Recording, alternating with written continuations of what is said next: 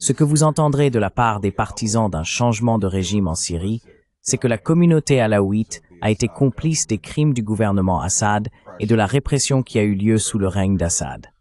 Voici par exemple Lina Sinjab. Elle est journaliste syrienne pour la BBC et elle était sur Democracy Now! Plus tôt cette année, après ce qui a été décrit comme le succès du changement de régime en Syrie. Voici ce qu'elle a dit à propos de la communauté alaouite en Syrie. J'aimerais avoir votre réaction.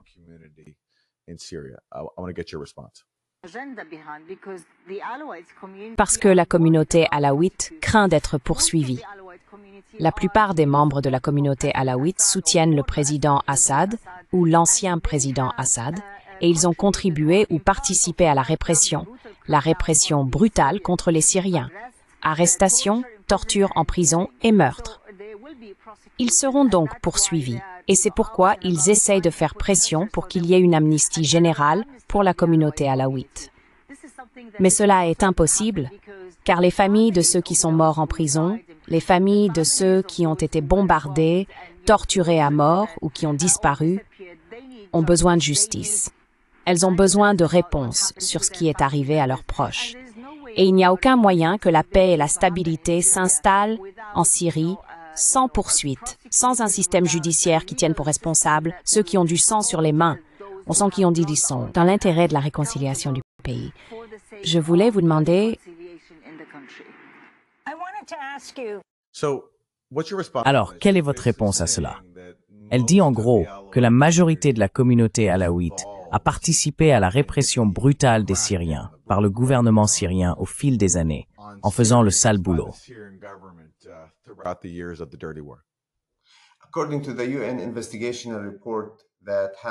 Selon le rapport d'enquête de l'ONU qui a suivi les massacres contre les Alaouites le 7 mars, certaines des victimes avaient moins d'1 an. Donc, ces bébés faisaient supposément partie du régime et étaient impliqués dans les atrocités du régime Assad contre le peuple. Qu'en est-il des 55 femmes que nous avons recensées, dont certaines avaient 16, 17 ou 18 ans? Lors du massacre contre les Alaouites le 7 mars 2025, ils ont séparé les femmes des hommes et les ont tuées uniquement en raison de leur identité. Certaines de ces femmes ont en réalité été tuées parce qu'elles tentaient de protéger leurs enfants, leurs fils. Donc ces personnes font-elles partie du régime Assad et sont-elles complices des atrocités commises contre les Syriens avec le régime Assad? En fait, 85% des combattants du régime Assad étaient sunnites, kurdes, druzes et chrétiens. Le régime Assad était donc une dictature.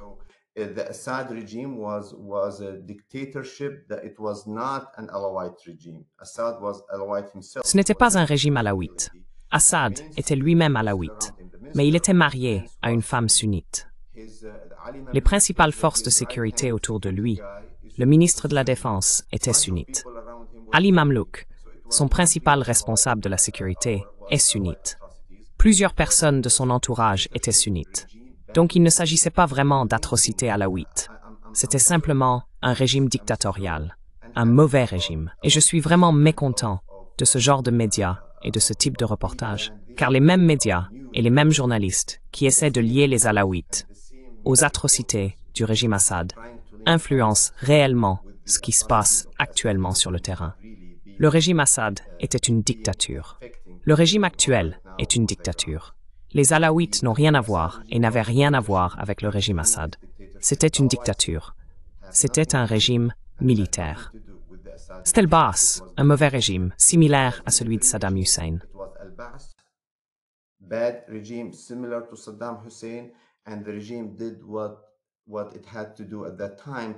Et le régime a fait ce qu'il devait faire à ce moment-là pour se protéger. Cela n'a rien à voir avec les Alaouites. Je suis vraiment désolé d'entendre de telles choses, car cela affecte réellement la survie des Alaouites dans la région. Considérer les Alaouites comme des vestiges du régime Assad met vraiment leur survie en danger. Je suis vraiment désolé d'entendre de telles choses, car c'est précisément ce qui rend le meurtre des Alaouites acceptable aux yeux de certains. Devinez quoi? Regardez ce qui est arrivé aux Druzes. Assad n'était pas un Druze. Ils ont tué des Druzes parce qu'ils sont différents. Donc, toute la question des tueries en Syrie en ce moment, c'est simplement certains radicaux sunnites, une partie de l'actuel régime sunnite, qui essayent d'imposer la domination sunnite en tuant et en pratiquant le nettoyage ethnique sur toutes les autres minorités.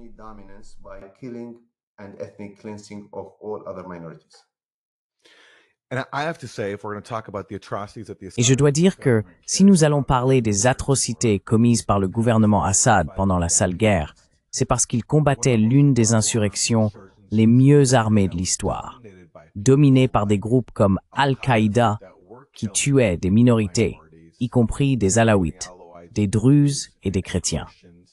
Et lorsqu'on fait face à une insurrection dominée par Al-Qaïda, très bien financée, il y aura forcément beaucoup de morts. Donc, la solution était de mettre fin à la sale guerre. Mais la politique était le changement de régime, et ce changement de régime était le produit d'États comme les États-Unis et le Royaume-Uni.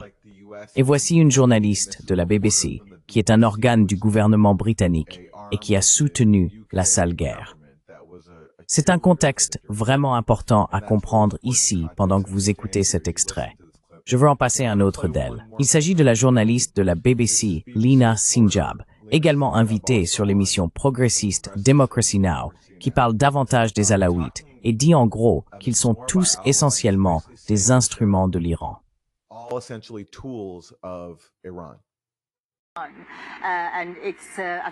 Et ces milices affiliées, que ce soit en Irak ou au Liban, qu'il s'agisse du Hezbollah ou des milices chiites en Irak, ils craignent qu'elles n'interfèrent dans la société, ne provoquent des troubles et de l'instabilité, d'autant plus que de nombreux alaouites et chiites en Syrie ont toujours été affiliés à des puissances étrangères, comme l'Iran, et ils redoutent que cela ne continue. Lina Sinjab, merci beaucoup d'avoir été avec nous. Donc, l'affirmation ici est que la plupart des Alaouites et des chiites sont affiliés à l'Iran.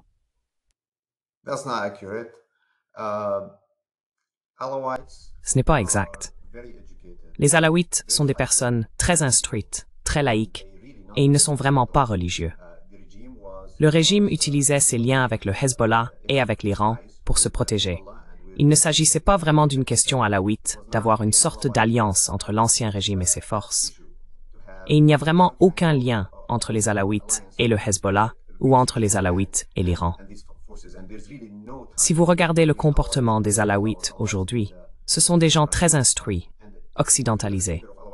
La plupart d'entre eux vivent dans la région côtière de la Syrie, avec quelques-uns autour de Damas, Homs et Hama. Mais tous sont instruits.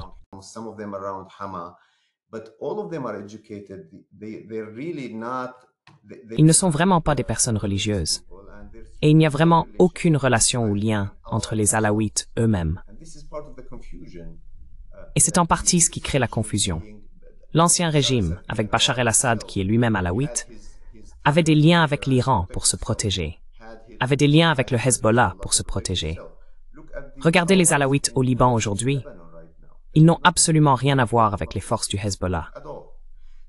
Nous essayons donc vraiment d'expliquer à tout le monde que lier les Alaouites à des forces extérieures comme l'Iran, ou même la Russie ou le Hezbollah, est une erreur, et cela doit changer. Il y a une énorme différence entre lier Al-Qaïda ou lier le HTS ou Jolani lui-même au service de renseignement turc et à l'aide qu'il a reçue de ces services ainsi que des forces turques.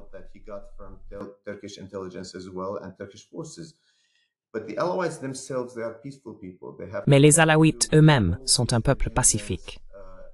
Ils n'ont rien à voir avec tous ces agendas au Moyen-Orient, contre, Dieu nous en préserve, Israël ou toute autre force. Ils veulent vraiment vivre en paix et s'autogouverner. C'est pourquoi la décentralisation sera la voie à suivre. Si vous généralisez en disant que tous les Alaouites ou la plupart des Alaouites sont pro-Nizam ou des vestiges du régime Assad, ou qu'ils souhaitent vraiment avoir des liens avec le Hezbollah ou l'Iran, c'est une énorme erreur, et une erreur fatale, car cela met réellement en danger l'existence de ce peuple.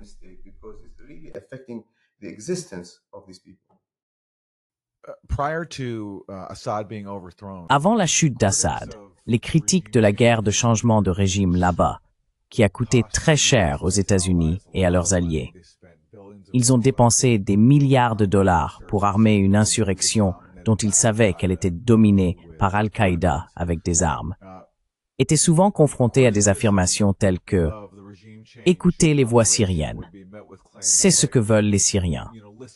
Ce que moi et d'autres faisions valoir, c'est que la Syrie n'est pas un bloc monolithique. Comme dans chaque pays, il n'y a pas de voix unifiée. Je suis simplement curieux. Quelle est votre réaction face à cette caractérisation selon laquelle la plupart des Syriens voudraient un changement de régime en Syrie et soutiendraient l'insurrection menée par Al-Qaïda qui se poursuit?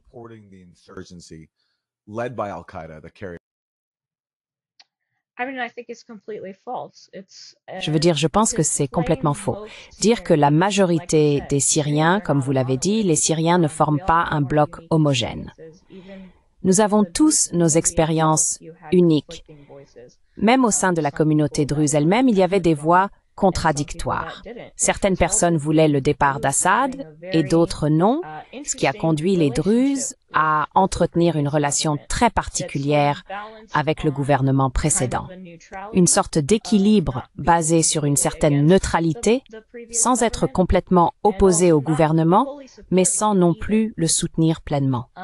Il y a eu des déserteurs au sein de la communauté druze qui ne voulaient pas rejoindre et combattre dans l'armée syrienne à l'époque, et d'autres qui servaient encore et en étaient fiers.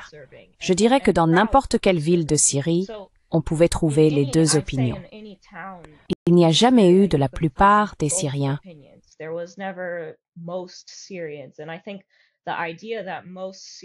Et je pense que l'idée selon laquelle la plupart des Syriens découle de la politique étrangère de longue date des États-Unis, qui consiste à essayer de créer cette image dans les pays où ils apportent la démocratisation et que la voix syrienne est une voix unique, que nous appelons tous à la même chose, ils ont fait cela dans de nombreux pays.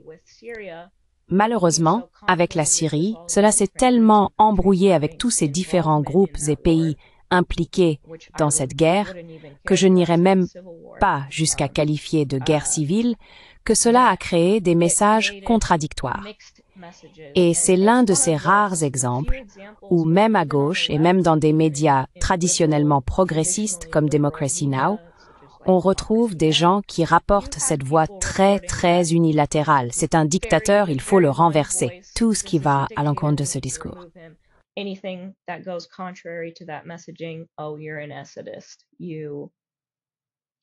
Ah, tu es un assadiste. Tu aimes les dictateurs, ce qui n'était pas le cas. Beaucoup d'entre nous qui s'opposaient à cela et ne voulaient pas d'ingérence étrangère en Syrie craignaient précisément ce qui s'est produit. Maintenant, tu as un gouvernement dirigé par un homme qui était le chef d'Al-Qaïda en Syrie, puis a été un leader important de l'État islamique, dans le Jabhat al-Nusra, qui est ensuite devenu Hayat Tahrir al-Sham, organisation désignée comme terroriste par les États-Unis. Il y avait une prime sur sa tête par les États-Unis, qui a ensuite été levée quand soudainement il portait des costumes et n'était plus considéré comme un terroriste. Et il a intégré tous ces éléments extrémistes dans son ministère de la Défense. De plus, il faut considérer le contexte de la Syrie, qui est un pays d'importance géopolitique depuis sa création, depuis son indépendance.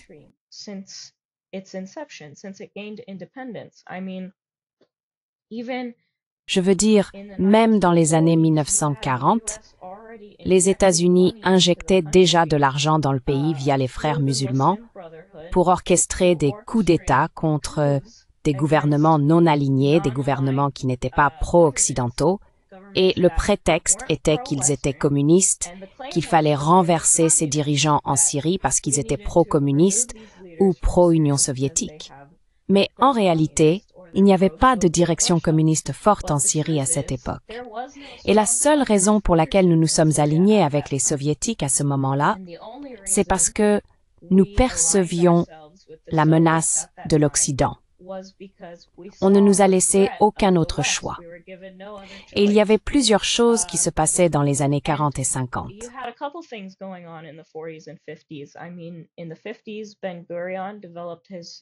Je veux dire, dans les années 50, Ben Gurion a développé sa doctrine de la périphérie, où il s'appuyait sur des alliés non arabes ou des minorités ethniques pour combattre le nationalisme panarabe, influençant l'opinion publique et armant des groupes contre la puissance dominante de l'époque. Et dans les années 40 et 50, il y a eu le coup d'État récemment réussi en Iran, orchestré par la CIA, et il pensait pouvoir faire la même chose en Syrie. Il y avait toutes ces différentes factions qui tentaient de renverser le gouvernement syrien, ce qui a entraîné une série de coups d'État successifs, les uns après les autres, jusqu'à ce que l'on atteigne une période de stabilité politique sous Hafez al-Assad. Voilà le contexte dans lequel nous examinons la Syrie, je veux dire des milliards de dollars injectés dans un pays pour essayer de le rendre plus pro-occidental.